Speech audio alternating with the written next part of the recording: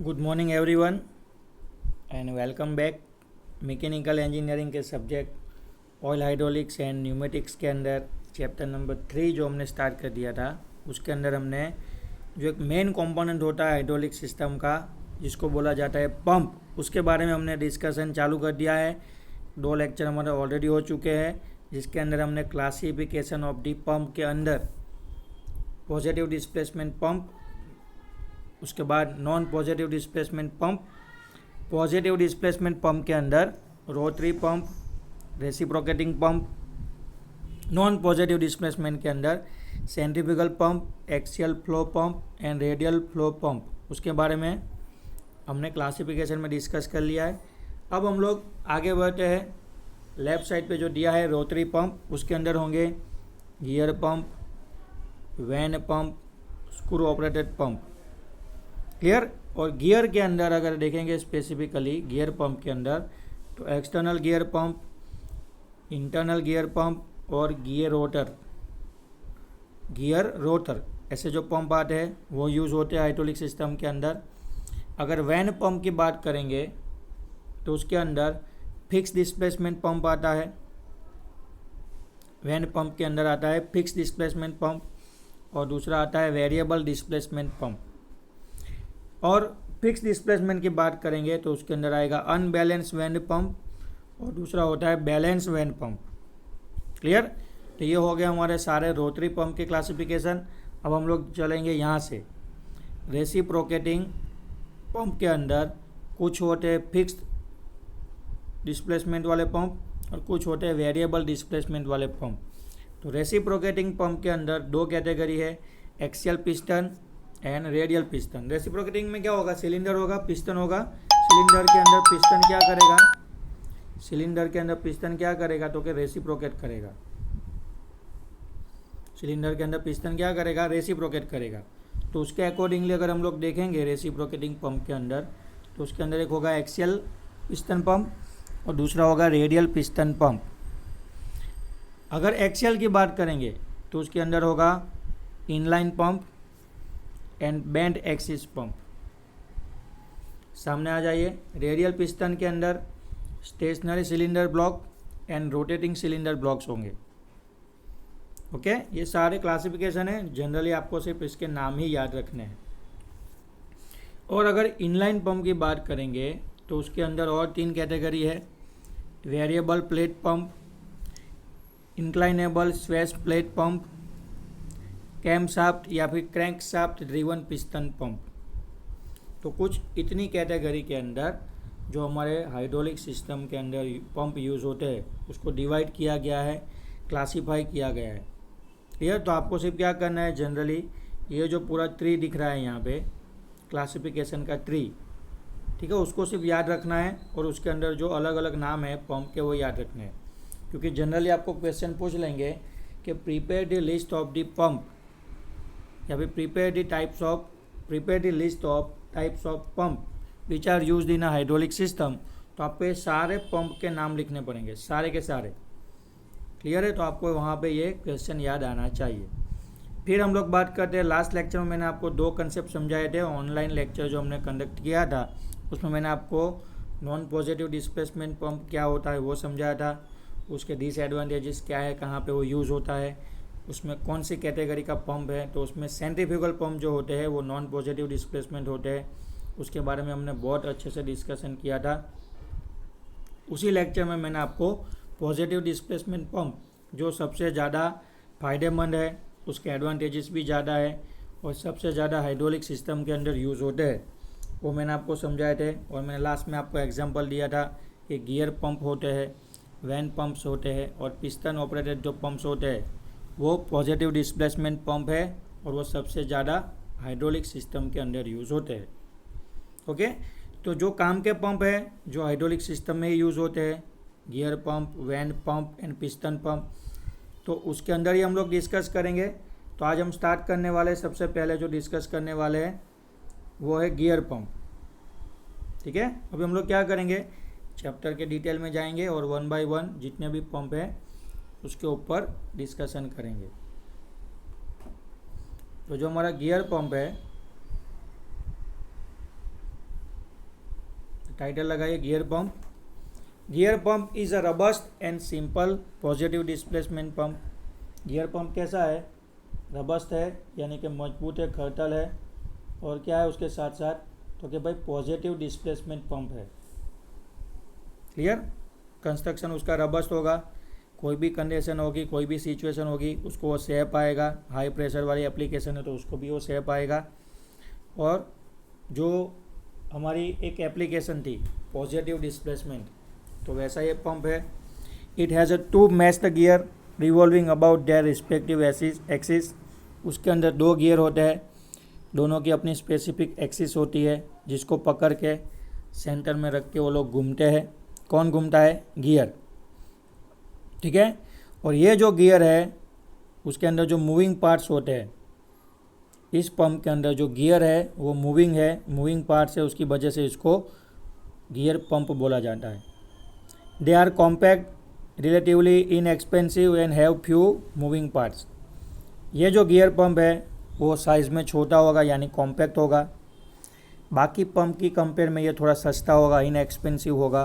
क्यों? क्योंकि उसके अंदर सिर्फ 2 ही मूविंग पार्ट्स है, फ्यू पार्ट्स आर मूविंग, जिसके लिए वो थोड़ा सस्ता होगा। The rigid design of the gears and hoses allow for very high pressure and the ability to pump highly viscous fluid. उसकी डिज़ाइन इतनी रिजिड है जिसकी वजह से उसका जो पूरा हाउसेज होगा, पंप का जो हाउसिंग होगा, वो हाई प्रेशर के साथ लिक्विड को डिस्प्लेस करेगा।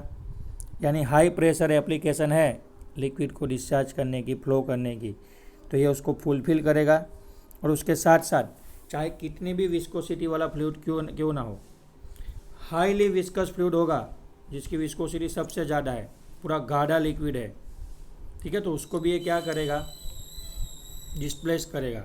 इसके अंदर इतनी एबिलिटी है कि हाई प्रेशर के साथ हाई विस्कोसिटी वाले फ्लूइड को भी ये डिलीवर करेगा। बाकी पंप की कंपेयर में गियर पंप के इतने फ़ायदे हैं। This pump include helical and herringbone gear. अब बात कर रहे हैं कंपोनेंट की, जो रोटेशनल कंपोनेंट है, मूविंग कंपोनेंट है उसके अंदर, तो उसके अंदर जो गियर बेसिकली यूज़ होते हैं वो यूज़ होता है helical gear and herringbone gear. ठीक है, स्पर गियर यूज़ होगा नहीं।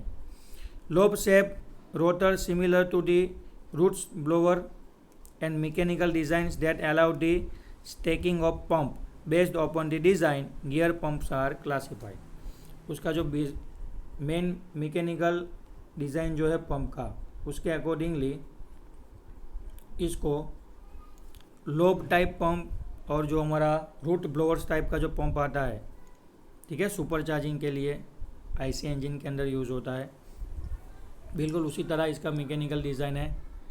ठीक है, कुछ 3 तरीके के गियर पंप यूज़ होते हैं हाइड्रोलिक सिस्टम के अंदर। हमने ऊपर क्लासिफिकेशन वाले ट्री के अंदर भी देखा था कि गियर पंप है वो 3 कैटेगरी में डिवाइड किए जाते हैं। एक होता है एक्सटर्नल गियर पंप, दूसरा होता है लोब पंप्स, और तीसरा है इंटरनल गियर पंप। तीनों के तीनों गियर पंप है, external gear pump, internal gear pumps, और थर्ड कौन सा होगा? Lobe pump. Okay, gear pump है। आगे फिगर आएंगे लेक्चर में, मैं आपको उधर उसका कंस्ट्रक्शन और उसका जो ऑपरेटिंग है, कैसे वो ऑपरेट होता है, कैसे वो काम करता है, वो भी मैं आपको समझाऊंगा। फिलहाल थियरी में जितने कंसेप्ट दिए गए उसको क्लियर कर लेते हैं। कहाँ कहाँ यूज़ होते हैं pump? Generally gear pump are use to pump. Pump का काम क्या है? किसी भी लिक्विड को प्रेशराइज करके जहाँ भेजना है वहाँ पे उसको डिलीवर करना, ठीक है, पंप करना। तो कहाँ कहाँ पे यूज़ होंगे गियर पंप? तो पहला है पेट्रोकेमिकल्स। पेट्रोकेमिकल्स की जो इंडस्ट्री होती है वहाँ पे पोर और fill bitumen, pitch, diesel oil, crude oil, lubricating oil etcetera. Highly viscous जितने भी फ्लूइड होंगे, पेट्रोलियम बेस्ड हाईली विस्कस जितने भी फ्लूइड होंगे, उसको वो क्या करेगा? डिस्प्लेस करेगा, यानी ट्रांसफ़र करेगा, जिसके अंदर बिट्यूमिन्स होता है, फिर पीच ऑयल होता है, डीजल होता है, कच्चा तेल क्रूड ऑयल होता है, और लुब्रिकेटिंग यानी मिनरल ऑयल होता है। तो उसके ट्रांसफ़र के लिए हम लोग गियर पंप यूज़ करेंगे। फिर केमिकल्स की बात करेंगे। केमिकल इंडस्ट्री के अंदर जो उसके अंदर होगा सोडियम सिलिकेट, एसिड, पिघला हुआ plastics, mixed chemical and isocyanates. Clear. तो ये सारे लिक्विड है, केमिकल है, जिसको ट्रांसफ़र करने के लिए हम लोग गियर पंप यूज़ करेंगे। फिर जो पेंट इंडस्ट्री होता है, जहाँ पे पेंट प्रिपेयर होता है, डाई प्रिपेयर होता है पेंटिंग का, बॉल पेन का या फिर प्रिंटिंग का जो इंक होता है, ठीक है। तो पेंट और इंक वो भी हाईली विस्कस होते हैं, ठीक है। तो उसको ट्रांसफ़र करने के लिए हम लोग क्या करेंगे, गियर पंप यूज़ करेंगे। उसके बाद रेजिन एंड एडेसिव मटेरियल, चिपकाने के लिए जो ग्लू होता है, फेविकॉल, रेजिन, एडेसिव्स, वो भी हाईली विस्कस होते हैं, थोड़े गाढ़े होते हैं।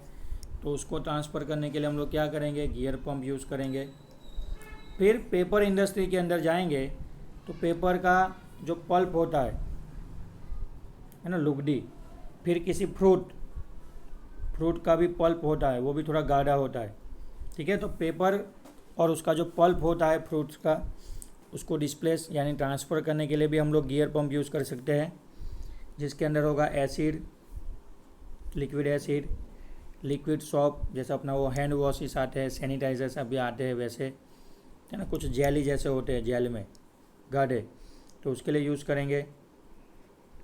ब्लैक लिकर्स दैट मीन्स जो अल्कोहल होता है हमारा, कच्चा अल्कोहल, वो Colin, lime, latex rubber, natural rubber जो आता है उसका सिंथेटिक फॉर्म, और जो स्लजिस होते हैं, तो उसको हम लोग क्या करेंगे, गियर पंप से ट्रांसफ़र कर पाएंगे।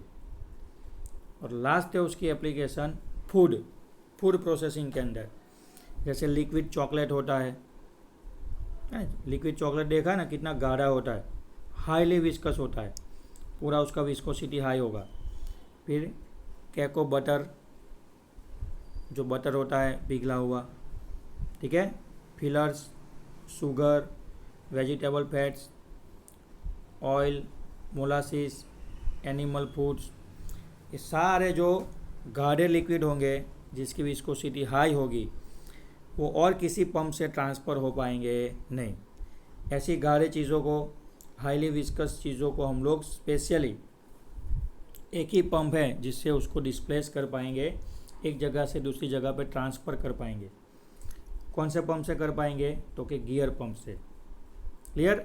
गियर पंप में क्या होता है, तो कि भाई गियर पंप में मैकेनिकल डिज़ाइन होता है, उसकी जो मैकेनिकल डिज़ाइन होती है, जिसके अंदर 2 गियर होते हैं जो आपस में मैश होके घूमते हैं, अपनी अपनी दोनों की अलग अलग सेंट्रल लाइन होती है, एक्सिस होती है, जिसके अंदर वो मैश होके घूमेंगे, और पूरा जो केजिंग होगा उसके अंदर बाकी पंप की तरह ही वैक्यूम क्रिएट करेंगे, अंदर लिक्विड आएगा, लिक्विड के अंदर रोटेशनल एनर्जी जनरेट होगी, ठीक है। इनलेट से लिक्विड अंदर आएगा, पंप के अंदर उसके ऊपर प्रोसेस होगा, और आउटलेट से वो क्या होगा, तो कि हाई प्रेशराइज होके अपनी जगह पे डिस्प्लेस्ड होगा, यानी पाइप के थ्रू वो ट्रांसफ़र होगा।